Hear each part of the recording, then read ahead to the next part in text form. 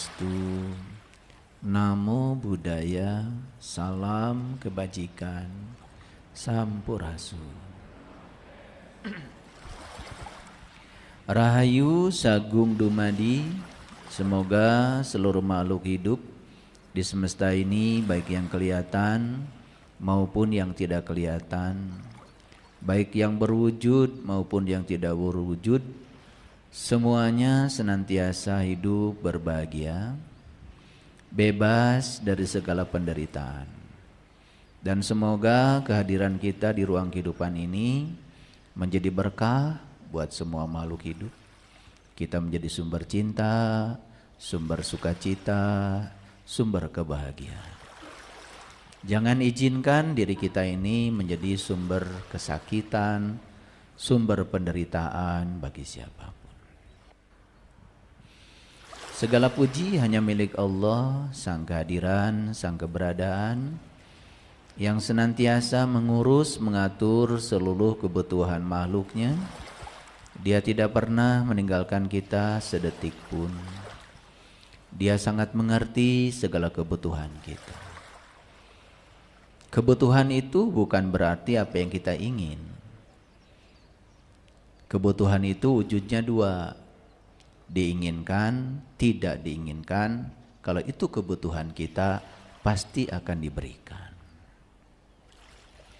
Selama ini kita mengerti yang namanya kebutuhan itu selalu yang kita ingin. Padahal yang kita ingin belum tentu baik. Yang tidak kita ingin juga belum tentu buruk. Kadang kita baru sadar kalau dihadapkan pada situasi yang kontradiktif. Justru ketika kita terus menerus diberikan situasi yang kita inginkan, kadang kita nggak sadar-sadar. Jadi cara Allah memberikan kebutuhan itu bukan berarti Allah selalu mengikuti apa yang kita ingin. Coba sadar. Kan Allah tuh Maha tahu. Kita ini tidak tahu apa-apa. Tapi kita ini kadang-kadang ngomongnya Allah Maha tahu, kita nggak tahu apa-apa, malah justru kita yang sering tahu. Bahkan Allah pun diatur terus oleh doa-doa kita. Diatur supaya nurut sama keinginan kita. Sudahlah, tinggalkan cara hidup yang semacam itu.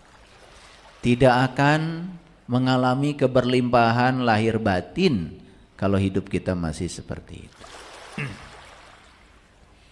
Selagi kita masih bernafas, berarti Allah masih memberi kesempatan kepada kita untuk terus belajar supaya kita menjadi orang-orang yang sadar.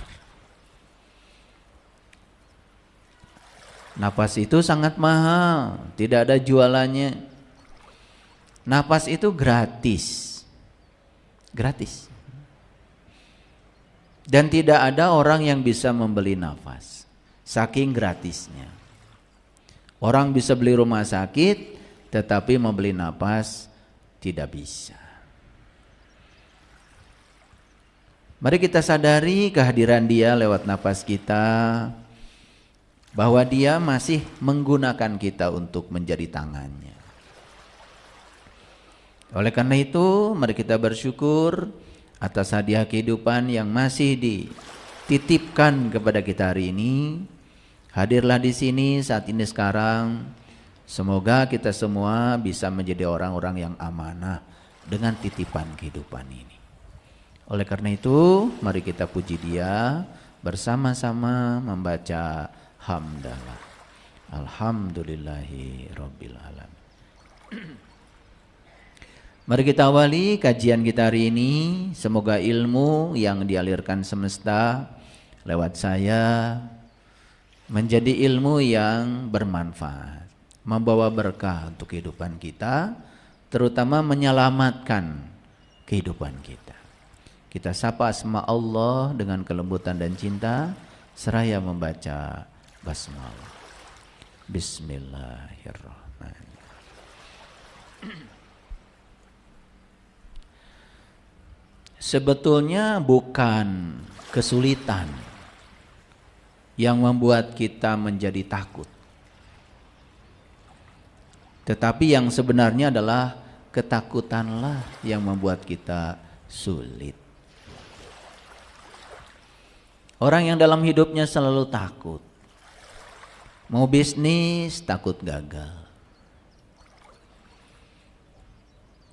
Mau belajar takut salah. Mau mencari takut tersesat. Orang yang takut tersesat selamanya akan tersesat. Hanya orang yang berani tersesat yang tidak akan tersesat. Jadi akhirnya ketakutan-ketakutan itulah yang telah membuat kita menjadi sulit. Akhirnya kesulitan itu semakin menumpuk. Itu yang menimbulkan ketakutan baru. Jadi kita terus-menerus bergelimang dalam sulit dan takut. Makanya dalam level kesadarannya David Hawkins, dari reptilian menuju wisdom, menuju kepada kesadaran baru, harus melewati angka 200 secara logaritma. Dan itu menunjukkan keberanian. Makanya orang yang selalu takut dalam hidupnya, lihat, kesulitannya tambah banyak. Karena ketakutan itulah yang membuat dia menjadi sangat sulit. Mau berbisnis, ya, sudah ada modalnya, sudah punya ilmunya. Karena takut, gak jadi-jadi. Akhirnya orang yang takut, maka hidupnya menjadi sulit. Lalu menganggap dalam hidupnya banyak masalah. Lalu berteriak kepada Allah, ya Allah, saya punya masalah besar ya Allah. Itu teriakan yang keliru. Harusnya kalau mau berteriak, jangan sama Allah. Berteriaklah pada masalah. Wahai masalah, aku punya Allah yang maha besar. Gitu. Bukan ya Allah yang maha besar, aku punya masalah besar. Jadi cara kita berteriak aja dari dulu sampai sekarang gak rubah-rubah. Ilmu gak bertambah, kesadaran tidak bertambah, umur bertambah, ukuran tubuh bertambah, tapi kebijaksanaan tidak berubah. Apa sih kebijaksanaan itu? Ketika kita mampu memahami orang lain, itulah kebijaksanaan. Orang yang mampu memahami dirinya sendiri, itu namanya pencerahan.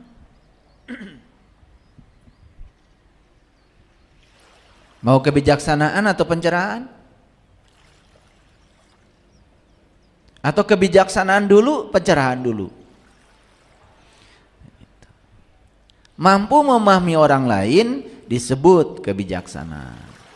Makanya orang bijaksana itu, ya, ketika dia berpikir, pikirannya ramah.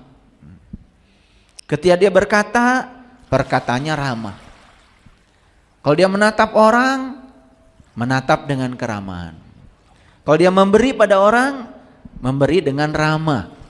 Dan orang yang diberi bersukacita, senang. Ada kan orang memberi, tapi di balik pemberiannya diikuti dengan kata-kata yang tidak senonoh, merendahkan. Ya, yang namanya orang yang mau diberi karena butuh, walaupun disakiti, ya diterima saja. Coba belajar supaya pikiran kita, kata-kata kita, tindakan kita itu ramah. Dan keramahan itu hanya bisa dilahirkan dari kebijaksanaan saat dimana kita mampu memahami orang lain. Tetapi kita tidak akan bisa memahami orang lain kalau kita belum bisa memahami diri sendiri. Nah, memahami diri sendiri itu namanya pencerahan. Kan kita suka bingung ya, banyak orang mau kemana? Wah, saya mau ikut pencerahan. Padahal pencerahan itu sederhana, pahami dirimu. Terima dirimu apa adanya. Terima semua masalah yang terjadi padamu apa adanya. Tangkap pesan-pesan di balik semua itu. Jangan terjebak benar salah. Karena semua yang terjadi, terjadilah. Biarkan kenyataan menjadi kenyataan. Jangan ditolak.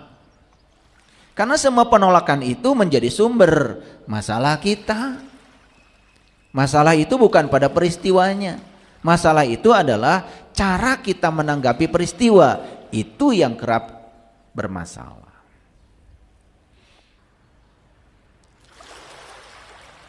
Jadi hidup itu adalah serangkaian perubahan.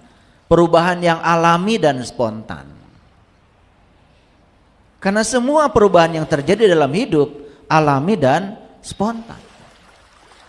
Dan tugas kita itu adalah menerima semua perubahan itu juga secara alami dan spontan.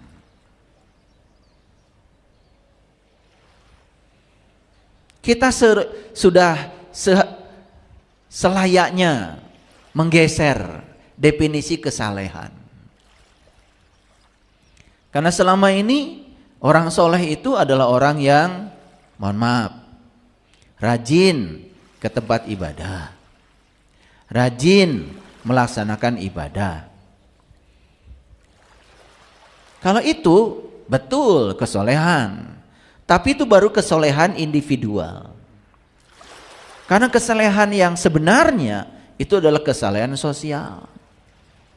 Kalau kesalehan individual itu sudah dirasakan oleh pihak lain. Jadi jangan buru-buru bangga kalau kita sudah rajin melaksanakan kesalehan individual. Kalau itu tidak berdampak menjadi kenyamanan, ketentraman bagi pihak lain, masih ada tugas pada diri kita untuk membangun kesalehan sosial. Kalau kita mau jujur meneliti hadis-hadis tentang ciri orang yang beriman, sampai hari ini saya tidak menemukan ciri orang yang beriman itu rajin ibadahnya. Ciri orang yang beriman itu rajin ke masjidnya. Saya tidak menemukan itu. Nabi Muhammad mengatakan tidak disebut orang yang beriman kalau kamu bisa tidur nyenyak sementara tetanggamu gak bisa tidur karena kelaparan. Itu ciri iman itu Nabi Muhammad sendiri sudah membuat ya indikator yang nyata. Tidak disebut orang yang beriman jika tetangganya tidak nyaman dengan kata-katanya. Coba. Jadi bukti dari iman itu bukan ritual ibadah. Lalu ritual ibadah kedudukannya di mana? Itu cuma alat. Itu instrumen. Makanya Allah mengatakan, aqimis sholah, inna sholah tanha anil fasa wal munkar. Dirikanlah sholat. Sholat itu adalah sarana untuk mencegah kamu supaya tidak berbuat perbuatan keji dan munkar. Jadi sebetulnya kelucuan kita terlalu rajin menghitung rakaat sholat. Tetapi kita tidak melihat apakah kesalehan individual saya ini sudah berdampak bagi orang lain. Kalau orang di rumah saja tidak merasakan kenyamanan dengan kehadiran kita, orang di rumah saja tidak merasakan kedamaian dengan kehadiran kita, kan sebetulnya ada masalah dengan diri kita. Orang yang bisa berkata ramah akan menimbulkan keyakinan. Orang yang bisa berpikir ramah akan menimbulkan ya kedamaian. Coba, orang yang perkataannya ramah, pikirannya ramah, selalu saja dimanapun dia hadir, selalu dirindukan kehadirannya. Makanya saya sering mengatakan, untuk menguji seberapa tingkat kedewasaan kita dalam hidup, caranya adalah lihat cara kita memuliakan orang lain. Orang itu disebut berakhlak mulia kalau dia bisa memuliakan pihak lain. Dan orang tidak mungkin bisa memuliakan pihak lain kalau dia belum bisa memuliakan dirinya sendiri. Jadi karena hidup adalah perubahan, maka tugas kita dalam hidup adalah menerima semua perubahan yang spontan dalam hidup, semua perubahan yang alami dalam hidup dengan cara yang spontan dan alami, bukan dengan cara yang dibuat-buat. Kita punya Allah yang maha besar. Kenapa kita takut menghadapi apa yang disebut dengan masalah? Bohong itu. Saya mengajarkan teknik bertanya kepada mahasiswa. Mahasiswa yang mau penelitian biasanya kan membuat sejumlah pertanyaan. Harapannya dari pertanyaan itu dia bisa menggali ya jawaban yang diharapkan oleh peneliti. Kemudian saya ajarkan mahasiswa ya, bertanya itu ternyata merupakan sebuah keterampilan hidup. Karena pertanyaan yang dilontarkan dengan cara yang tidak produktif itu belum tentu bisa menggali jawaban yang diharapkan. Coba kalau saya bertanya ya, ini bertanya. Bapak Ibu pernah menipu Allah enggak? Misalkan pertanyaannya begitu. Jawabannya pasti, amit-amit. Enggak. Betul enggak? Gitu. Sekarang saya tanya lagi, tahu enggak menipu itu artinya apa? Nah pasti balik tanya kan, kalau begitu menipu itu apa? Menipu itu muka seperti menghadap, tetapi sesungguhnya hatinya itu kan mungkir, tidak menghadap. Kan orang menipu tuh begitu, ya, menciptakan kebohongan, pura-pura menghadap, padahal tidak. Tadi saya tanya apa? Suka menipu Allah enggak? Enggak, amit-amit. Gitu kan? Nah sekarang saya sudah kasih tahu, menipu itu muka menghadap, tetapi hati mungkir. Sekarang saya kasih pertanyaan produktif yang kedua. Suka menyembah Allah enggak? Suka.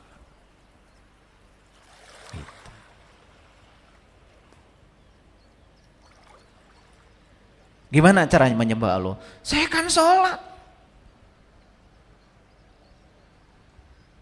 Tahu nggak sholat itu esensinya apa? Wah itu nggak tahu. Coba saya beritahu. Saya beritahu. Kata Quran, sholat itu mengingat Allah.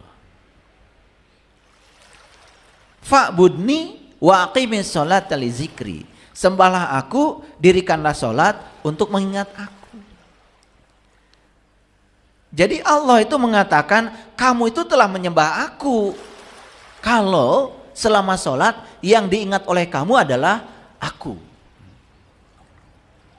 Sekarang saya tanya lagi, ibu bapak selama sholat yang diingat apa? Nah ini pertanyaan udah mulai menusuk nih ke dalam. Wah yang saya ingat itu piring berantakan, cicilan, dan lain-lain. Berarti sesungguhnya yang disembah oleh kita itu kan bukan dia. Yang disembah apa yang kita ingat. Nah sekarang saya tanya lagi, kalau begitu Bapak Ibu suka menipu Allah? Wah kalau begitu saya masih menipu Allah dong. Sukses nggak bertanya? Makanya ya dalam sains itu ada yang namanya keterampilan proses sains. Karena sains itu ada dua, ada proses, ada produk. Jadi produk sains itu dibangun oleh suatu proses yang disebut dengan metode ilmiah. Nah, dalam metode ilmiah itu harus ada perumusan masalah. Dan perumusan masalah biasanya dirumuskan dalam bentuk pertanyaan. Nah, kita ini jarang sekali membuat rumusan masalah. Jarang sekali mempertanyakan secara serius kepada kita. Pernah nggak Bapak Ibu berpikir, kenapa ya perintah sholat itu kok bukan melaksanakan sholat, tapi mendirikan sholat? Pernah mikir nggak? Nggak kan? Nggak kan? Nah. Akibatnya apa? Akibatnya cuma muncul kesombongan aja karena saya sudah melaksanakan sholat. Padahal perintahnya mendirikan sholat, aqimis sholat.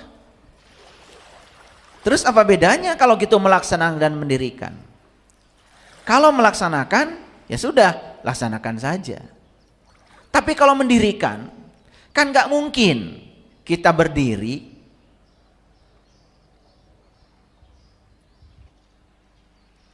kalau kitanya mati, kalau kitanya gak hidup, gitu enggak? Jadi mendirikan sholat itu artinya kitanya harus berdiri dulu, harus bangkit dulu. Apa yang harus dibangkitkan? Kesadaran.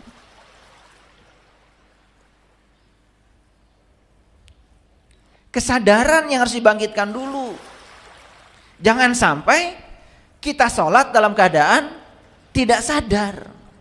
Nah, tidak sadar artinya tidak eling artinya tidak ingat. Sepanjang sholat yang diingat yang lain-lain, itu yang disebut dengan mabuk ketika sholat. Sekarang saya kasih pertanyaan produktif lagi. Ibu-ibu, bapak-bapak, kalau lagi mabuk, bapak ibu sholat enggak?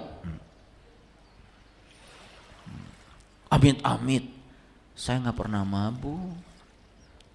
Karena otak kita merekam yang namanya mabuk itu minum khamar, minum minuman keras, betul nggak? Lah yang kayak gitu nggak usah dimasalahkan. Karena orang lagi minum khamar, minum minuman keras, boro-boro ingat sholat. Kedangkalan pikiran kita itu yang menyebabkan kita jadi salah persepsi, menyangka diri tidak mabuk, padahal ketika kita tidak eling, tidak sadar, tidak tahu yang kita sembah, kan sebetulnya kita sedang mabuk. Makanya pantas kalau di Quran ada kata-kata, ya, orang yang mabuk tidak boleh mendekati tempat sholat. Makanya Nabi Muhammad mengatakan awal agama adalah mengenal Allah. Supaya ketika menjalankan agama tidak mabuk, sehingga selalu eling, waspada. Kadang-kadang saya juga suka mikir ya, orang-orang itu disuruhnya begini, yang dilakukan begitu. Di Quran itu tidak ada perintah menyebut-nyebut Allah. Yang ada itu adalah perintah mengingat Allah. Tapi yang terjadi ketika dia menyebut, merasa sudah mengingat. Padahal menyebut dan mengingat alat aja berbeda. Kan menyebut itu di sini. Kalau mengingat nggak tahu di mana. Saya juga kalau ditunjuk di mana nggak tahu. Tapi yang jelas saya cuma bisa mengingat sesuatu yang pernah saya saksikan. Betul nggak? Saya hanya bisa mengingat sesuatu yang saya tahu.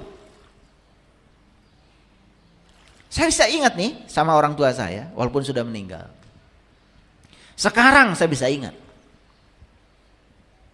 Tapi Bapak Ibu, walaupun saya sebut nama orang tua saya dan disebut-sebut berkali-kali, udah gak akan bisa ingat. Betul gak? Gak akan bisa. Walaupun